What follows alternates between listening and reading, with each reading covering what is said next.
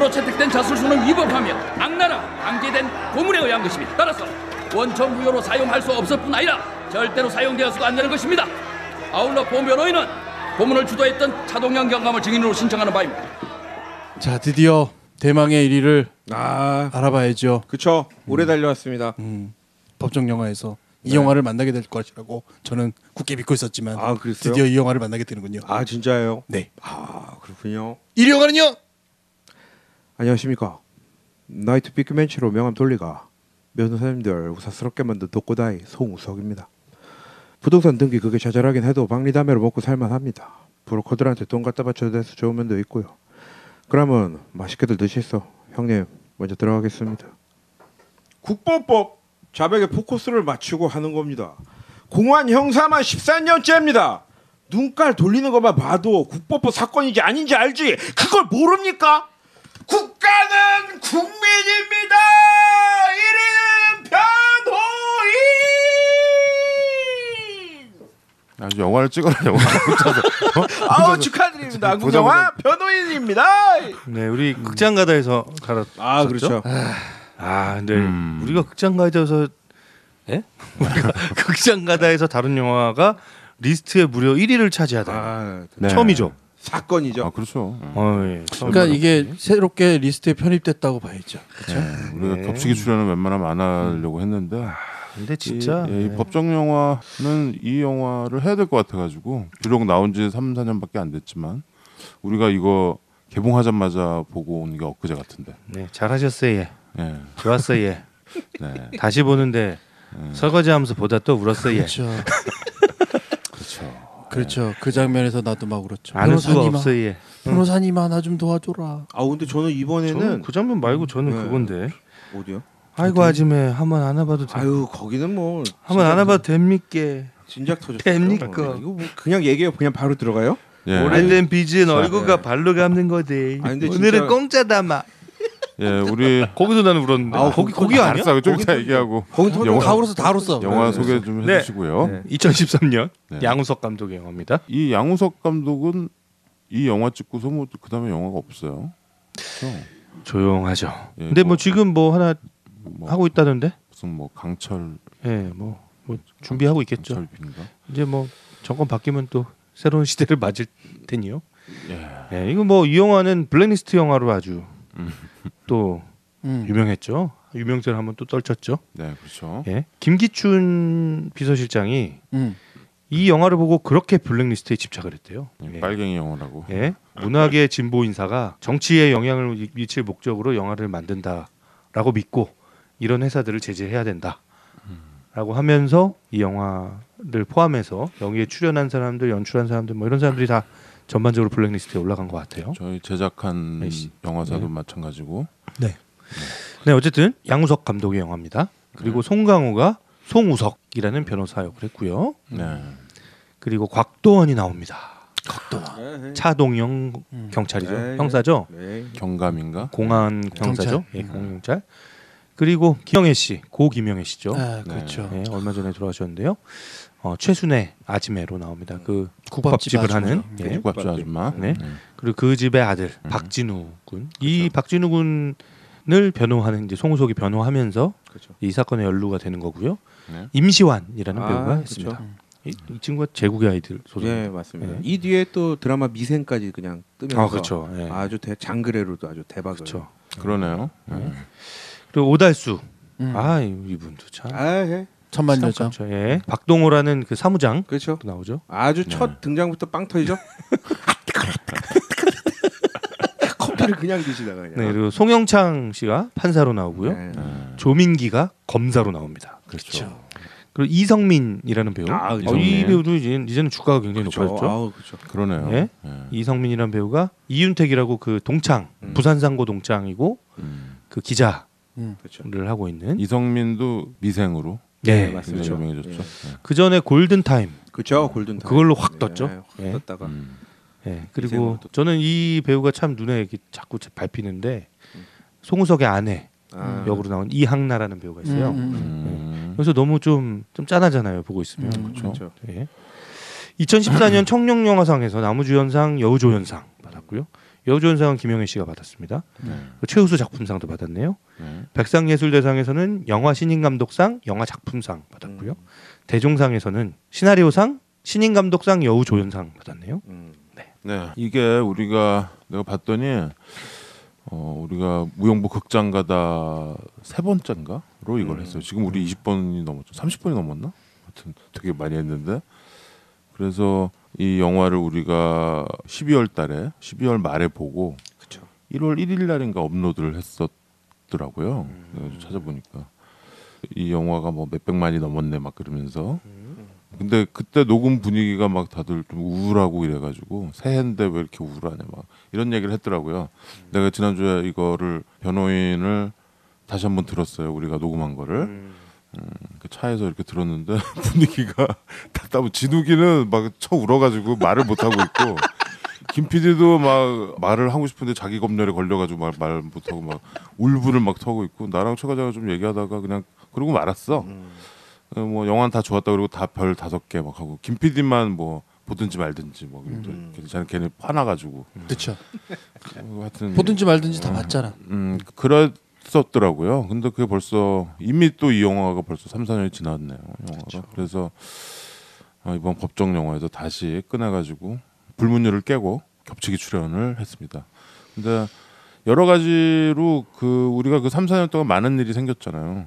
이 변호인 이 영화가 3, 4년이 지나도 그때 우리 트렌드나 이런 거에 별 영향 없이 아직도 좋은 영화로 남아 있고 다시 봐도 좋고 그 다음에 방금 최 과장이 얘기했듯이 이게 블랙리스트 이번 탄핵 정국의 또 하나의 거대한 축이었던 블랙리스트 그 얘기만 나오면은 거론되던 네. 영화였죠. 네. 변호인. 그리고 저는 이번에 이 영화를 하면서 얼마 전에 돌아가신 김영애 네. 배우 김영애님에 대한 오마주도 좀 있는 것 같아요. 이 영화가 많은 영화나 드라마에 출연하셨지만 네. 이 영화에서 이 국밥주 아줌마 그쵸, 그 예. 연기가 참 가슴에 남고 지금 봐도 뭐 예, 절절해요. 그래서 이 영화가 좀 위상도 좀 달라지고 또 우리가 이번에 법정 영화 하면서 우리가 많이 얘기했던 정말 정의는 무엇이고 국가가 무엇인가 이런 거를 정말 확연하게 보여주는 그런 영화였던 것 같아요. 그래서 뭐 망설임 없이 법정 영화 1위로 선정을 했습니다. 네, 네. 잘하셨습니다. 좋았어요.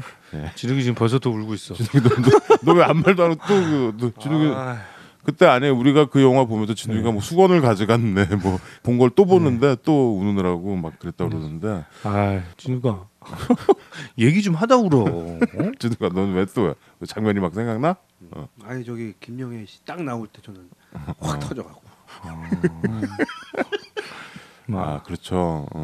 자 1위에 빛나는 네. 우리 영화가 1위를 차지했습니다. 뭐 예상하신 분들은 많이 있었을 것 같아요. 근데 했던 영화 또 하겠냐 싶으셨겠지만 우리가 허를 찔러서 변호인을 1위로 허를 찔러 다 아는데. 그래? 그럼 내가 찔린 걸로 하지. 네가 찔러라. 내가 찔렸어. 스스로 찔러라. 변호인. 네. 네. 자, 이 변호인은 뭐 다 아시다시피 고 노무현 대통령의 자전적 얘기를 좀 각색을 해서 네. 루즐리 업더프터? 뭐라고요? 아답터? 어답터 한 거 아니야? 아답터 좀 빌려줘. 어답터인데. 그 뭐 다 알죠. 다 보면 이게 노무현이라는 거 알고. 그래서 이 영화가 이 호불호나 어떤 사상 검증의 잣대로 사용되기도 합니다. 그런데 이제 우리가 이거 3, 4년 전에 봤을 때는 노무현 대통령이 돌아가신 지 또 3, 4년 지나고서 나온 거였잖아요. 이제는 뭐 또 세월이 그만큼 또 에이징이 됐네요. 네. 그래서 이 영화 내가 이번에 다시 보면서 그때 우리가 본 그 변호인과 또 좀 느낌이 달라졌다라는 거 하나랑 아까도 얘기했듯이 이 배우들에 대한 얘기 그 다음에 이 실제 모델이 또 얼마 전에 탄핵 전국 때 태극기 박근혜 대통령 변호인단 중에 여기 판사를 맡았다 그래가지고 또 이슈가 됐잖아요. 예. 서석구 변호사라고. 네. 그분이 여기 얼마 이 전에 불임 사건 길 가다 봤어요. 여의도에서 우연히 지나가다가 태극기 두르고 계시디? 아니 뭐 비슷한 그런 표정으로 가시더라고요. 그쵸. 그 우리 회사 앞에 있었잖아. 예. 그 건물 앞에 있었어요. 집회할 때 짜증나게. 그래서 참 이게 3, 4년 지나고서 또 막 그런 일들이 생기고 이게 그냥 영화로서 우리가 지나간 어떤 과거를 드라마타이즈해서 만든 영화 단순히 그거라고 하기에는 이게 너무 지금 좀 연관이 돼 있는 것 같기도 하고 그다음에 아직도 노무현 대통령이 우리 곁을 안 떠나고 있다라는 느낌이 좀 강하게 있어요. 지금 이제 곧 대선이 닥쳐서 우리가 투표를 하고 이럴 텐데 그런 느낌도 있고 또 이번에 그 유력 후보의 얘기이기도 하고 또 뭐 이런 것들 막 겹치니까 야 이게 그냥 영화로서 좀 보여지는 게 아니고 그냥 우리 좀 현실 같고 우리 이야기 같고 막 그랬었거든요. 나는. 저는 근데 이게 3년 전에 봤을 때보다 도리어 그때는 색깔이 너무 강해서 우리가 이제 노 대통령 떠나보내고 지 얼마 안 됐을 때 아직도 그 감정이 너무 이렇게 생생할 때 봐가지고 그때는 약간 영화에 좀 집중을 잘 못했던 것 같아요. 저는 도리어 그런가요? 예. 예, 보면서 이렇게 막 제 감정에 너무 빠졌던 것 같은데 격앙되어지는 내 감정에 너무 빠졌던 것 같은데 도리어 이번엔 다시 보니까 영화가 이제 좀 오롯이 그렇죠. 더 보이고 이 영화에서 이 배우들이 표현하려고 했던 한 남자의 인생 그리고 이 남자의 어떤 삶의 변화 그리고 그 주변에 사람들이 겪게 되는 여러 가지 얘기들 그러니까 영화가 참 잘 만들어졌다. 영화로서도 그러니까 영화 자체로서? 예, 영화 자체로서도 참 잘 만들어졌고 여러 가지 장치들이 조금 더 이제 실감 나게 다가오더라고요. 그때 이제 너무 이렇게 붕 떠서 봤던 그 기분과 좀 다르게 그래서 저는 이번에 보면서 좀 새로운 발견들이 많았어요. 그랬구나. 네. 저도 너무 비슷한. 예. 그러니까 저도 개인적으로 이번에 영화를 보면서 되게 심각하게 고민을 해봤어요. 저도 제가 어떤 알고 있는 실존 인물에 대한 것 때문인지 나에게 남아 있는 이 변호인이라는 영화가. 근데 이번에 보는데 이 송우석이라는 그냥 영화상의 인물 그 주인공만으로도 충분히 빠져들더라고요. 예, 그 자체로도 감동적인 예, 거죠. 그래서 거기에 진짜 이번에는 확실히 송강호 씨나 뭐 곽도원 씨나 뭐 김영애 씨나 이렇게 모든 사람들의 연기가 또 이제 보이고 저는 임시완의 연기도 너무 좋아서 그래서 대체적으로 연기까지 너무 잘 훌륭하게 어우러진 영화였구나라는 게 이번에 보면서 좀 다시 한번 느끼게 되더라고요. 그런데 그거가 나는 약간 좀 다른 의견인데 나도 이번에 보고서 다시 되게 감동도 많이 받고 그랬는데 고인도 많이 생각이 나고 그런데 저 사람이 노무현이 아니라고 생각했을 때는 좀 얘기가 달라지는 것 같아요. 만약에 저게 노무현 대통령이 아니고 그냥 드라마였다면 글쎄요. 그거는 좀 완전히 다른 얘기예요. 저는 반대예요. 저는 이번에 사실 노무현 별로 생각 안 하고 봤거든요. 예, 저는 뭐 노무현 아니고 그냥 이 송우석이라는 사람의 인생으로 좀 더 드라이하게 볼 수 있었어요 이번에는. 근데 되게 그럼에도 불구하고 되게 좋았거든요. 예. 저는 이 영화는 그때하고 좀 다른 기분은 딱 한 가지예요. 그때는 이대로 이렇게 이 영화가 이렇게 좋음에도 우리는 좋은 세상의 빛을 이렇게 꺼버리는 공간으로 계속 들어가는 암흑으로 들어가는 듯한 느낌을 훨씬 많이 받았던 흔히 말하는 자괴감 같은 게 있었는데 지금 이 영화를 다시 보게 됐을 때는 이게 신호탄이었구나 라는 생각을 저는 훨씬 더 많이 생각하죠. 그러니까 영화 자체라기보다는 그 영화를 봤던 사람들의 그 마음 그리고 그 많은 관객들이 이 영화를 본다라는 것, 그 가치를 인정한다라는 것, 그게 두려워서 결국 블랙리스트까지 그 난리를 피고 막다 결국 못 막아서 이런 세상을 만들어 갈 수 있는 거죠. 근데 그 시기에 딱 이 영화가 없었다면 지금 이 변화가 올 수 있었을까라는 생각까지도 하게 만드는. 아무튼 뭐 엄혹한 시절에 뭐 만들기 어려운 영화였던 거는 맞는 것 같아요. 거부할 수 없게 근데 그게 중요한 거죠. 거부할 수 없게 영화를 잘 만들었어요. 그렇죠? 이건 드라마이기도 하고 한 인간의 이야기이기도 하고 그리고 우리가 볼 때 누구나 중의적으로 한 사람을 꼭 생각나게 해서 그 한 사람을 거기에 우리가 가지고 있는 가치를 자꾸 불러일으키는 그런 모습이었거든요. 그래서 저는 이게 결국은 정말 평화적으로 촛불을 들고 행진할 수 있는 그 힘을 만들어낸 좋은 문화였고 뭐 뒷걸음질하다 쥐를 잡았건 어쨌건 정말 너무나 대단한 영화가 나왔구나 그때 그런 안도감이 이제 드네요. 사실은 그때는 너무 불안하고 그때는 안개 속에 있었는데 안개 속에 있을 때 봤던 그렇죠. 그 변호인과 지금 시점에서 보는 변호인이 다르게 느껴진다는 그쵸. 말씀이신 거죠? 예. 안심하면서 볼 수 있는 영화였어요. 지금은 오히려. 아직 안심은 이르고요. 그렇죠. 근데 그쵸. 우리가 그때 이 영화 보고서 이 영화 뭐 얘기하고 업로드하고 근데 이 영화가 어떤 이 대명 천지에 다시 어떤 블랙리스트의 빌미가 될 줄이야.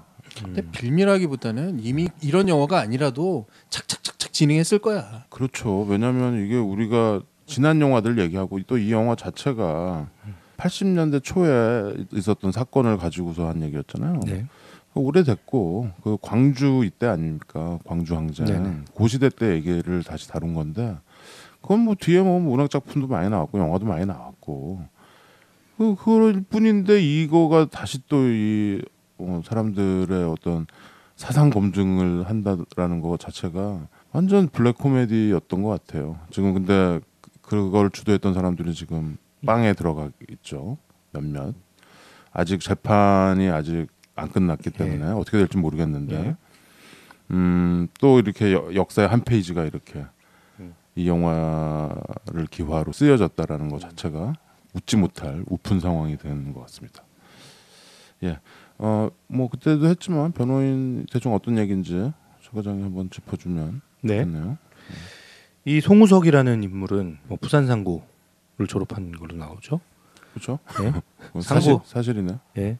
상고를 졸업하고 음, 이렇게 결혼해서 아주 어렵게 뭐 노동일 하면서 사법고시를 준비합니다. 중간에 그 책 다 팔고 포기하고 일하다가 갑자기 애 낳았다는 소식 듣고 애한테 달려가서 보고 나서 다시 책 찾아오는 장면 있잖아요. 그렇죠. 예. 그 돈으로 국밥집 외상값을 갚아야 되는데 그렇죠. 자기 책을 찾았는데 쓰죠. 네. 예. 그래서 이제 그 국밥집에 이제 할머니가 내가 갚을 돈이 좀 있어서 그런데 이번 달 밥값 좀 달라고 얘기했는데 이제 못 내고 주머니에 뭐 500원인가 뭐 있던 거 이렇게 500원짜리 지폐. 예, 지폐 이렇게 내려놓고 도망가죠.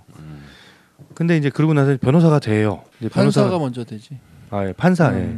그래서 대전에선가 뭐 네. 판사를 좀 하다가 1년 딱. 1년 하다가 내려와서 이제 변호사로. 이때만 해도 이 사람 뭐 무슨 복잡한 생각이 있었던 게 아니에요. 그냥 돈 많이 벌어서 변호사로 우리 가족들 호강하면서 잘 행복하게 살자.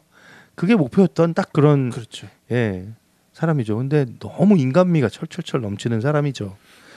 그래서 변호사를 하는데 대학 출신도 아니고 그러니까 그 부산 바닥에 변호사들 사이에서도 굉장히 무시를 당하는 거죠. 근데 아까 진우이가 처음에 소개했던 그 멘트, 예? 원래 이렇게 사법서사 이런 사람들이 하는 일을 그렇죠. 변호사가 다 맡아서 하면서 이제 등기, 부동산 등기 네. 같은 걸로 하면서 돈을 많이 벌었고 나중에는 이제 세금 절세 그렇죠. 뭐 이쪽으로 이제 그 눈을 돌리면서 그렇죠. 또 돈을 많이 벌어요. 그 당신의 소중한 돈을 지켜드립니다. 그렇죠. 세금 전문 변호사 송우석이 그렇죠. 예, 이런 명함 파갖고 들고 다니면서 그러니까 박리담회라고 얘기를 했는데 대사에서도 네? 그러니까 적은 돈이라도 건수가 많으니까. 그쵸, 예. 네. 장사가 뭐 엄청나게 잘 되죠. 그렇죠, 그러니까 나중에 혼자서 하기가 힘드니까 뽑게 되는 사무장이 오달수. 예, 네, 오달수. 예, 그래서 오달수가 바로 처음에 바로 오자마자 너 얼마 받는 걸로 알고 있었는데 내가 얼마 줄 테니까 하실랍니까 말랍니까? 그러니까 바로 사람들 줄 세우죠.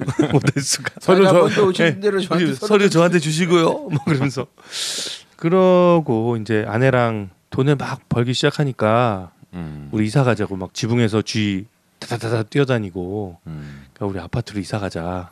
나는 근데 그 장면. 나는 이번에 영화 보면서 네. 나는 그때도 별로 뭐 울거나 이러진 않았어요. 그때 영화 봤을 때. 근데 이번에 이 영화 보다가 거기서 허를 찔렸어. 그 장면에서 예. 송강호가 직접 자기가 지었던 아파트. 아니 그거 말고 그거는 네. 장치였잖아요. 예. 그건 장치라서 나는 그런 장치에는 이렇게 데뷔를 하니까 괜찮은데 그 전에 쥐 뛰어다니는 그 장면에서 예. 이제 송강호가 퇴근을 해가지고 네. 그러니까 나는 거기에 이제 노무현과 권양숙 여사를 보는 거죠. 네. 근데 퇴근해가지고 애들 자나 막 이러고 하고서 밥을 먹어요. 네. 밥을 먹는데 그 옛날 우리 아버지들이 입던 그 하얀색 반팔 난닝구 있잖아. 예. 거기 입고 이렇게 앉아가지고 그 자갈치장에서 생선 같은 거 손에 이렇게 들고 그렇죠. 밥을 막 먹는 저 밥신이 있어 밥신. 네. 예. 근데 그걸 보는데 갑자기 내가 갑자기 울컥하더라고. 저랬을 거라는 생각이 딱 드는 거야. 그러니까 그 장면이 되게 그냥 아무렇지도 않은 장면인데 이제 그 뭐 뒤에 천장에서 쥐들 뛰어댕긴다고 네. 이제 이사 가자 뭐 이런 얘기 하는 씬이에요. 네. 물도 안 나오고. 네.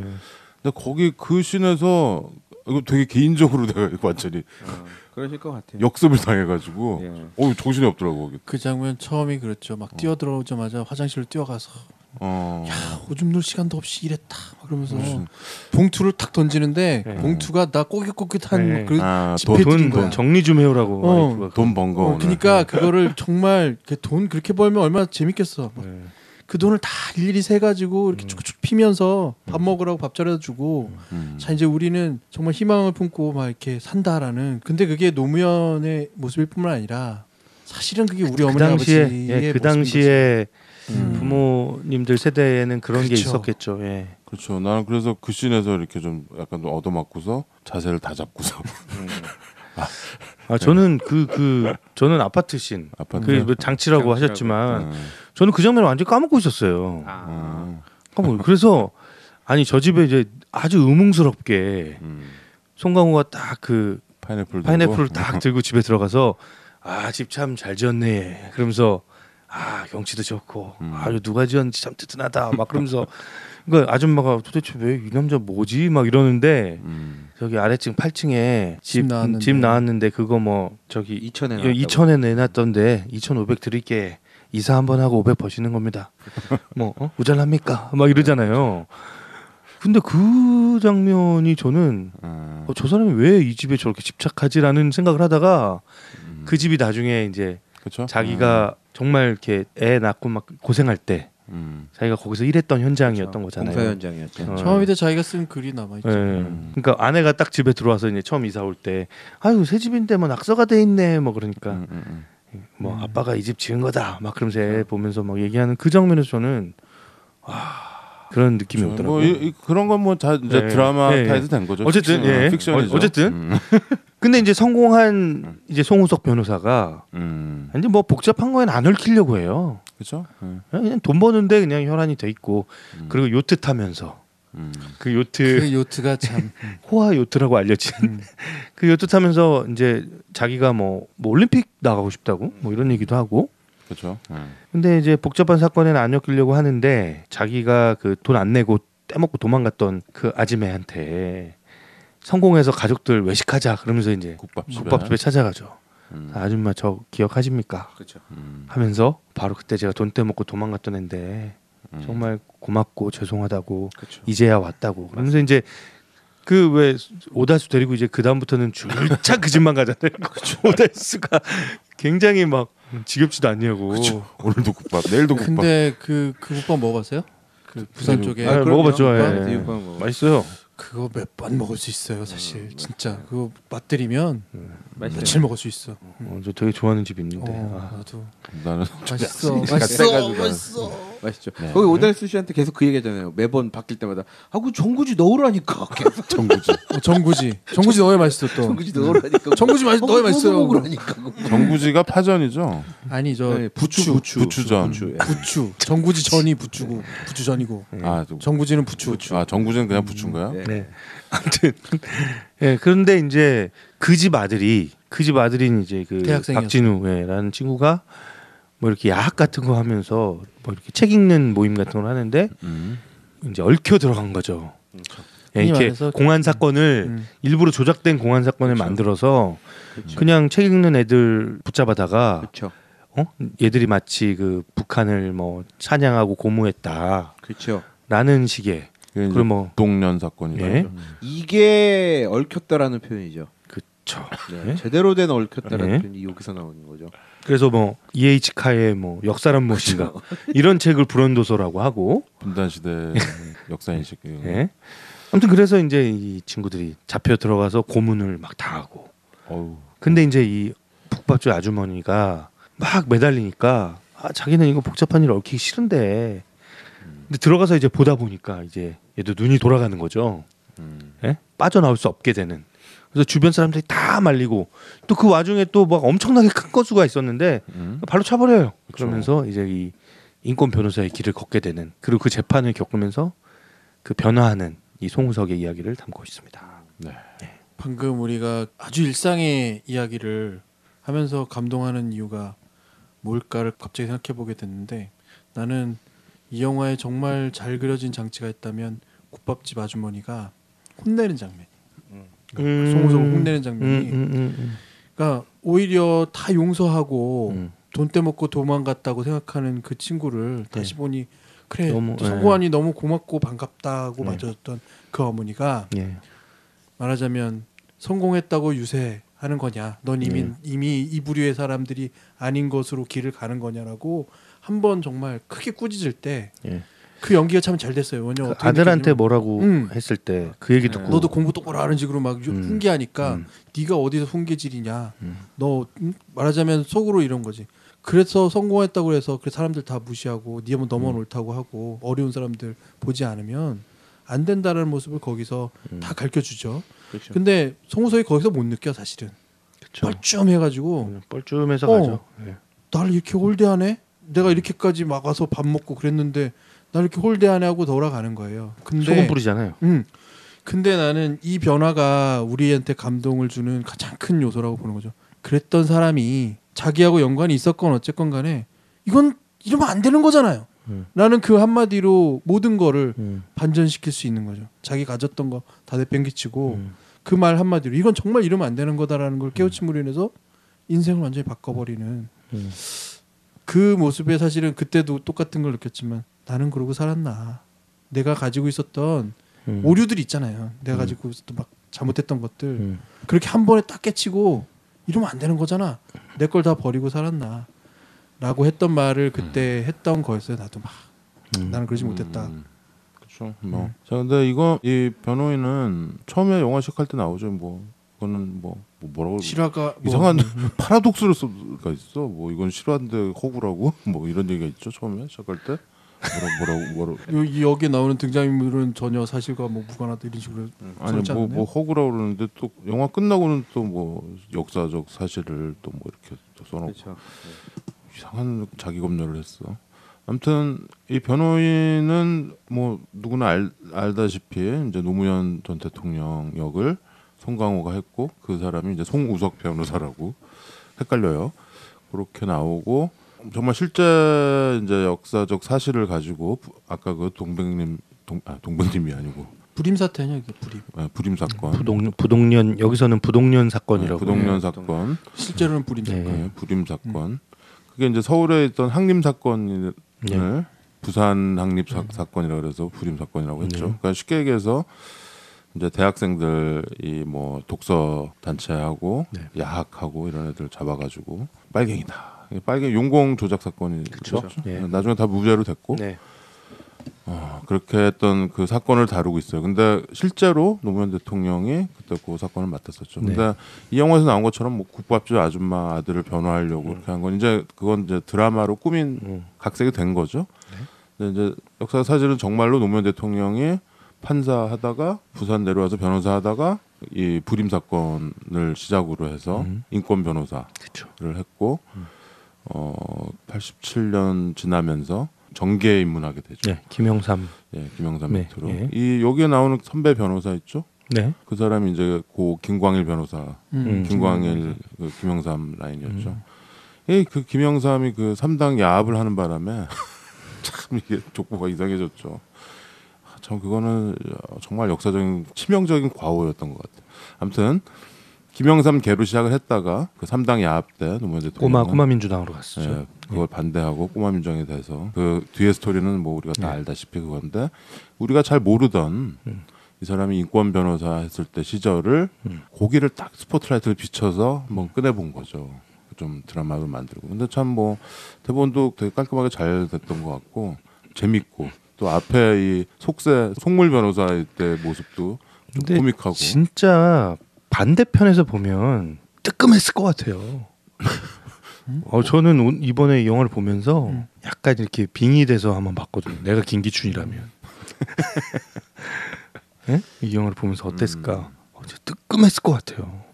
그렇죠. 약간 공포감 같은 걸 느꼈을 것 같아요. 그 곽도원의 연기나 이런 걸 보면서 그러니까 이 부끄러운 감정을 넘어서는 어떤 그런 공포감을 느끼지 않았을까요? 이 영화를 보면서? 그렇죠. 내가 정말 이런 식으로 묘사가 될 수 있고 나란 사람이 이렇게 부장될 수 있구나 이 시대에 의해서 나는 열심히 살았는데 그럴까요? 나는 오히려 어떤 느낌이냐면 네. 자기가 그랬건 안 했건 이 영화에 대해서 별 관심 뭐 크게 뭐 이렇게 재단하거나 뭐 감정 안 들었을 거고 일단 때려잡자. 이거 잘 됐다. 이런 생각을 먼저 했을 것 같아요. 잘 됐다 아닐 것 같아요. 그래서 전 이건 지금 증언이 나오고 있는 거니까 이미 증언이 나오고 있는 거니까 이 영화를 보고 실제로 블랙리스트에 집착을 하기 시작했다라고 하는 걸 보니까 이대로 여기서 못 막으면 큰일 난다. 네, 이대로 밀리면 진짜 나는 빨간 줄이 그어지겠다 내 이름에 좋은 글씨가 쓰여지겠다라는 생각을 하지 않았을까 그 사람들 입장에서는 그런 생각 들지 않아요? 나는 공포심 같은 걸 느꼈을 리가 없다고 봐요. 나는 그런 사람들이 아니야. 이 부류는 이것들 봐라 이렇게 이 느낌이었겠지. 그래서 정말 노무현 그때 이제 노사모라고 있었잖아요. 네. 그래서 뭐 친노 패권 뭐 이상한 말들이 막 생기면서 사실 진영 논리로 따지자면 저쪽 진영에서는 노무현이 굉장히 얄미울 거예요. 왜냐하면 다 잡았거든. 정말 공격하고 대통령을 했지만 탄핵하는 거 실패하고 그랬어도 이게 뭐가 잘못되면 다 노무현 탓 이렇게 하는 그 프레임에 다 집어넣어가지고 거의 잡았잖아요.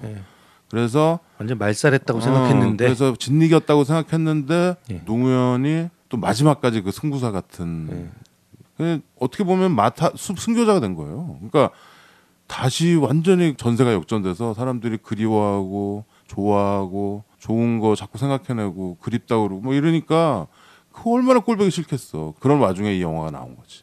그러니까 이건 안 되겠다 싶었던 거야. 얼마나 얄밉겠어요. 그때 당시 생각해 보세요. 그 대학 안 나왔다고 뭐 막 그런 비난하고 이랬던 그 국회의원들이 와 나는 그런 거 보고서 참 인간이 저럴 수가 있나 싶더라고. 그 말은 동의해. 이 사람들은 생각의 어떤 구조가 전혀 다른 사람 같은 거예요. 나는. 지금 대통령 후보로 나온 그 과거 여당의 돼지문제 그분이 그 노무현 대통령 퇴임하고 그 집 거기 지어가지고 하는데 아방궁. 아방궁이 뭐 어쨌다는 등 막 이런 말을 했잖아요. 심지어는 그 사람은 기획구설 그 거짓말로 다 흔들어대고 막 이런 사람인데. 아니 근데 그런 사람이 다시 지금 대통령 후보라고 2017년도 지금. 보궐선거에 또 나와서 지금 막 지지를 막 받고 지금 뭐 10%를 넘어서 뭐 20% 득표를 한다고 그러고 아직 이런 것 같습니다. 현실은 이런네. 최근에 봤더니 그 아방궁에 대한 얘기를 다시 해석하더라고요. 그래서 단순히 집을 놓고 한 얘기가 아니고 이 집을 짓기 위한 주변의 도로 공사라던가 제반 뭐 이런 것까지 다 포함해서 아방궁이라고 한 거다. 뭐 그럼 도로라고 얘기를 해야지 그걸 아방궁이라고 그러면 안 되지. 다시 얘기를 하더라고요. 근데 역으로 우리가 그 말을 하면 안 되지라는 그 시절에 이 영화가 우리 말문을 틔워주는 가장 중요한 역할을 했어요. 그리고 나는 변호인의 2편이 나온다면 나는 이 노무현의 이야기가 아닌 노무현 친구에 대한 이야기가 또 나올 수 있지 않나 생각도 해요. 변호인은 근데 이 영화가 잘 됐던 이유는 우리가 뭐 배우들 연기들 좋았다고들 하는데 이 무대가 부산이잖아요. 네. 근데 그때도 얘기했나 모르겠는데 이 송강호, 김영애, 오달수 다 부산 출신이잖아. 사투리가 좋아? 사투리도 그렇고 약간 정서가 사람들이 이렇게 말하는 부산 정서? 오데이에 하는 거 있잖아. 그 오데이에 정서가 이 사람들이 다 이제 고등학교 때까지는 부산에 살았던 사람들이니까 그 정서가 이렇게 나와가지고 좀 뭐랄까 그게 자연스러웠던 것 같아요.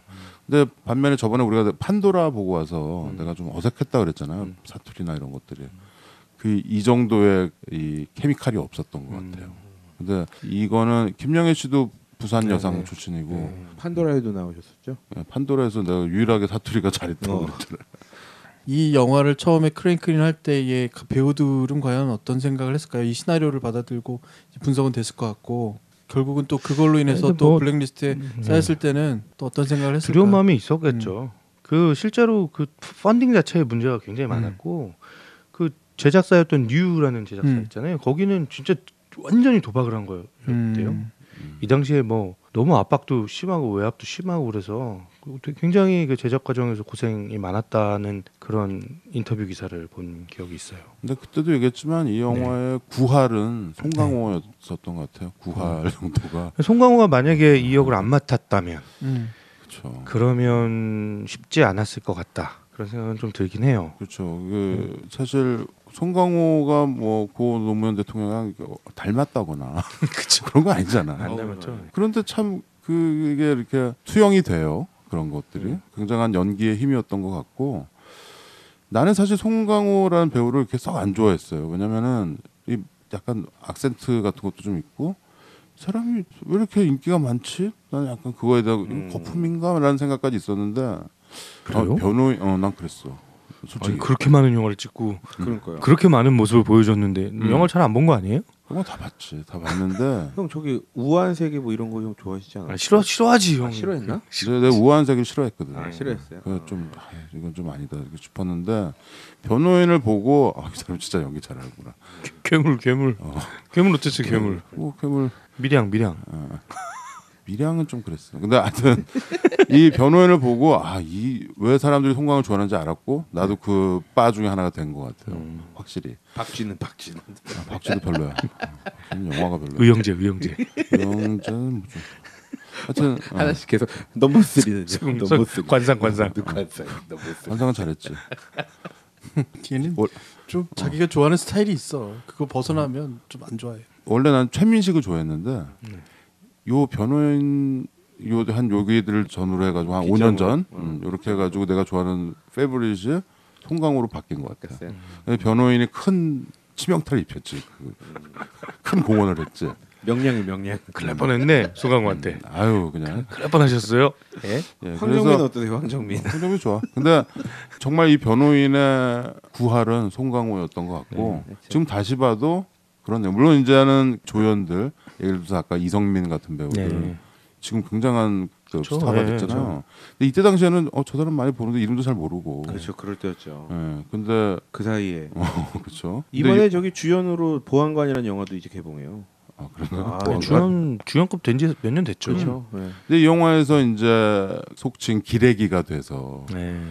정권에 이렇게 빨아주는 기사 쓰고 이런. 근데 이 친구의 싸움을 자신의 그 좀 비루한 그거를 한탄하는. 네. 그래서 그 국밥집에서 싸움이 나는 게 이 친구랑 네, 그런 거죠.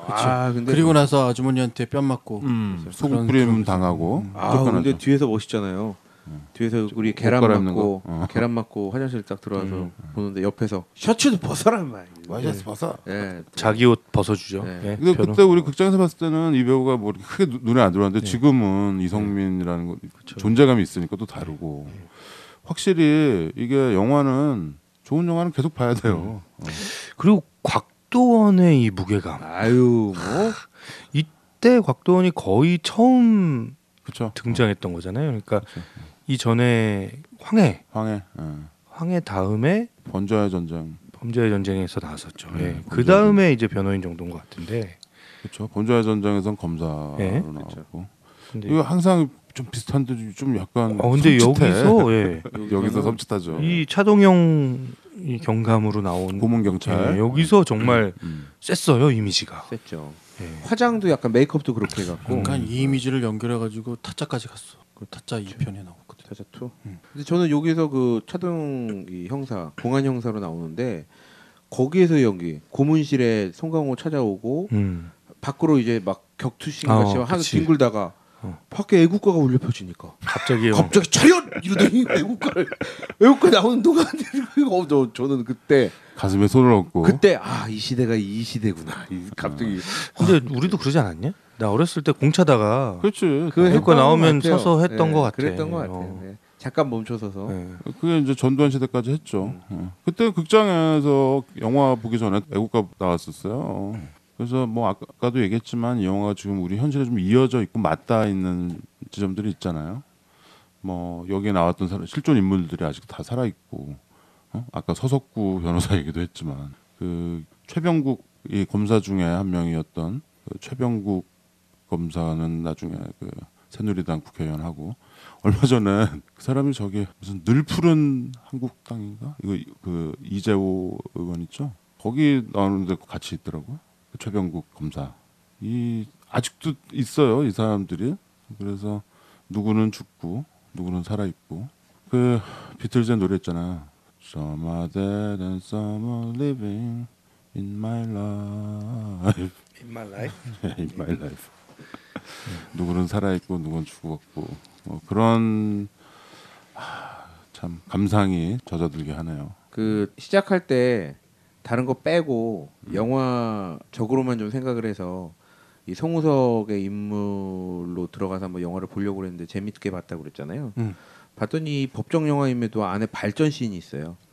오샥 형이 되게 중요시하는 그 발전 씬이 나오는 게 이 송우석 변호사는 송영창 판사가 중간에 이 첫 법정 시작할 때 다 같이 조민기와 다 같이 모이는 자리가 있습니다. 거기서 이런 얘기 하잖아요. 아, 나는 우리 송 변호사 여기에서 이렇게 만날 줄 몰랐는데, 왜냐하면 부동산 등기나 그렇지. 이 세금 관련만 접한다고 얘기를 많이 들었는데 이 자리에서 만날 줄 몰랐는데 뭐 그냥 우리 뭐 대충 뭐 넘어갑시다라는 의미의 약간 외압 아닌 외압 같은. 근데 저는 거기서부터 이 우리도 보는 관객들도 송우석 변호사에 대해서 뭔가 지금 다른 생각으로 왔다라는 거를 확 눈치채죠. 아주 진지하게 사건의 변호를 하기 시작합니다. 아주 본격적으로. 근데 관객들로는 이 사람이 이렇게 세게 나올 거라는 생각은 그때까지 아직 못했어요. 왜냐하면 그렇게 세게 준비하는 과정들이나 이런 게 자세하게 안 나왔거든요. 다만 조금 달라진 표정. 근데 같이 도움 주러 왔던 변호사조차도 나 더 이상 당신하고는 일 못하겠다 할 정도로 세게 나오기 시작합니다. 이제 그러면서 중간에 아주 호쾌한 장면들이 있죠. 그 우리 서울대 나왔다는 판사님, 검사님 불온단체 출신 아닙니까? 이거 어떻게 된 거냐고. 아, 이게 불온서적이면 이 책들이 다 불온서적이면 서울대에서 이렇게 추천한 책인데 당신네들도 서울대 출신 아니야. 불온단체 출신 아니야. 어떻게 된 거냐. 뭐 이렇게 막 아주 그냥 가슴 뻥 뚫리게 사이다 발언들이 좀 있고. 그래서 영화를 보면서 단순히 어떤 그 내가 알고 있는 노무현 대통령이라던가 이런 실존 인물보다 이 송우석 변호사의 이 행보 그리고 이 사건을 철회가는 과정 뭐 이런 게 점점 발전적이고 이대로 하면 이길 수 있겠다라는 기대감마저 이렇게 들게 되더라고요. 그래서 영화를 더 재밌게 봤던 것 같아요. 그렇지. 그리고 그 결정적인 증인을 데려오잖아. 그렇죠. 고문하다가 이제 죽으려고 하면 이렇게 살려내는 군의관. 걔를 설득해서 데려와서 양심 선언 비슷하게 법정 영화의 클리셰가 있죠. 거기서 딱 그 스모킹 건 증인. 그 증언을 받아내는데 갑자기 이렇게 탁 나가가지고 곽돈이 나가더니 그렇죠. 또 이렇게 뭐 몇 개 조치를 취하니까 얘가 어떻게 사령병이 돼버리잖아. 그냥 바로 그냥 그렇죠. 헌병들이 와서 끌고 나가버려. 그렇죠. 근데 그것도 이제 그 군의관 그거는 이제 드라마타이즈 된 저기 거죠. 제가 앞선 순위에서 다뤘지만 곽돈 씨와 이 송강호의 1대1 장면에서 저는 어퓨군맨이 확 생각이 나는 거예요. 곽돈의 모습에서 이 아주 강렬했던 잭 니콜슨. 잭 니콜슨의 그 모습이 갑자기 확 떠오르더라고요. 그래서 확실히 또 좀 흥미롭게 볼 수 있었던 것 같고 그거 좀 비슷하긴 하네요. 네, 진짜 그런 느낌을 좀 자기가 그 사실 자기가 신념이라고 믿는 거죠. 빨갱이 다 때려 잡아야 되고 국가란 무엇인가. 나 같은 사람 때문에 발목 자는 거라고 그렇죠. 얘기하고 그럴 수 있다라는 것까지도 생각하게 해주는. 지금도 그런 사람 많아요. 나는 그렇게 태극기가 많이 펄럭일지 몰랐어. 아, 그러니까 그 얘기하는데 확신범이라고 하는 거 많은데 확신범들이. 많지만 이 영화에서 가장 중요하게 보는 거는 송강호도 결국은 그 길로 그렇게 안착했으면 나중에 태극기 흔드는 사람 되지 않았으라고 그렇게 규정될 수 있는 사람이 됐을 거라고 난 생각해요. 근데 각성이 있는 거지. 그 각성도 정말 이러면 안 되는 거잖아. 사람을 가둬놓고서 면회도 안 시켜주고 등 까봤더니 막 시퍼렇게 멍들어 있는데 이렇게 하면 안 되는 거잖아. 거기서부터 출발하는 이 사람의 각성. 인물 분석을 누군가로부터 얻어냈는지는 모르지만 인간을 참 잘 그렸어요. 변화하는 인간을. 그리고 마지막에 그 변함 투철한 모습에 그 길바닥에 딱 무릎 꿇고 앉아서 손 높이 쳐드는 그 모습까지도. 그리고 저는 사실은 이 영화의 정말 카타르시스는 물론 맨 마지막 장면이긴 하지만 난 국밥 먹는 장면이었어. 이제 좀 괜찮다. 네가 이렇게 노력 안 해줬으면 우리의 더 큰일 났을 거다. 먹어라 할 때 그 고민을 쫙 쓸어 안고서 숟가락에 정말 국밥을 푹 담가가지고 그냥 막 먹어 제끼는 이 모습은 어떻게든 내가 이 인생을 살아야겠다라고 하는 이거 정말로 어떻게든 해봐야겠다라고 하는 그 다짐이 막 입으로 들어가는 거였거든요. 나는 그 모습에 더 카타르시스를 많이. 송강호가 밥신을 잘 찍어. 그리고 김용혜 선생님이 하는 그 멘트. 변호사 선생님아, 변호사 선생님이라 이렇게 부르잖아요. 그 말이 저는 계속 귓가에서 그 인생 세용지만 가락가락 하더라고요. 내가 밥 먹이고 돈 못 갚아서 도망간 친구가 사법고시 있다고 오면 대부분은 정말 변해서 자기한테 위세 떨고 가는 그런 사람인데 내가 정말 존경할 수 있는 사람이 돼 있는 거죠. 근데 여기서의 그런 걸 송우석 변호사 인물은, 그러니까 이 인물은 지금 딱 그 김영애 씨가 했던 그 대사, 변호사 선생님아라고 자기를 부름으로써 자기가 이 사건에 대할 수 있는 굉장히 이성적인, 내가 할 수 있는 것은 법적인 걸로 대항할 수 있다라는 거를 굉장히 이성적으로 판단한 거예요. 그래서 첫 면회 때 임시완과, 그러니까 진우와 첫 면회 때 진우 딱 만났는데 진우가 이미 넋이 나가 있잖아요.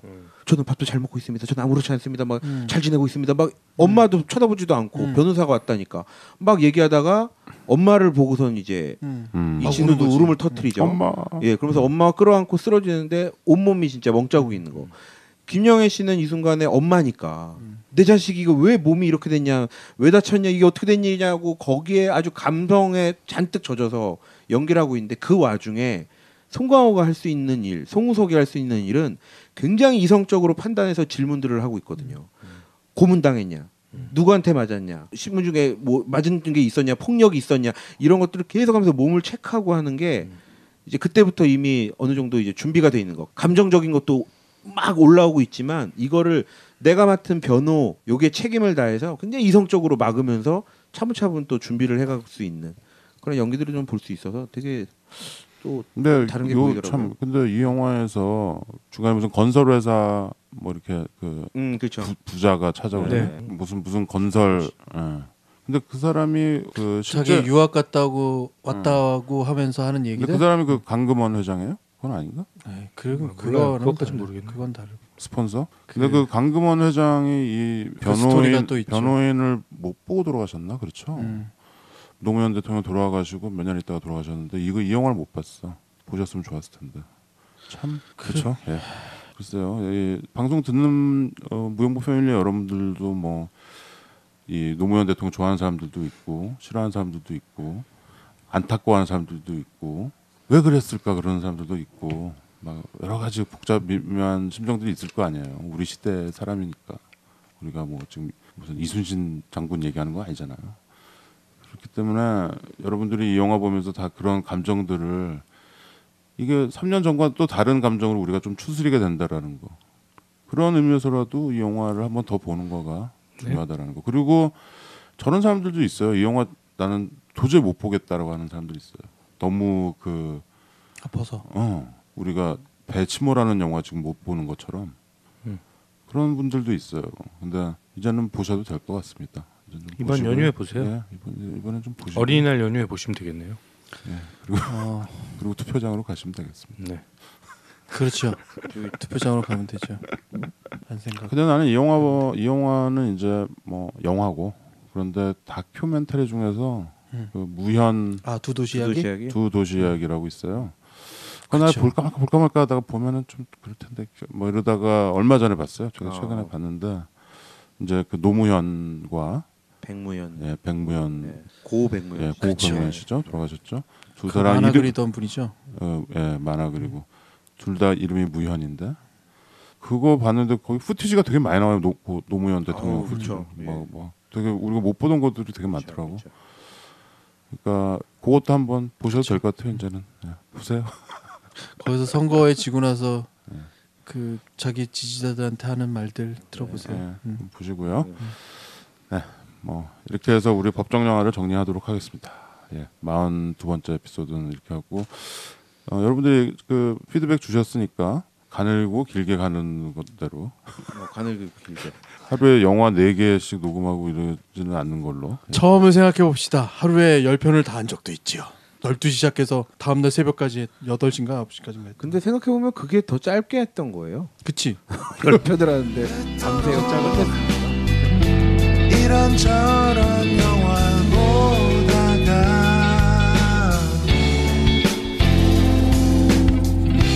영화 속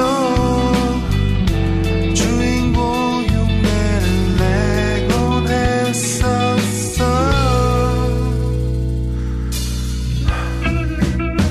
좋은 시절이었지.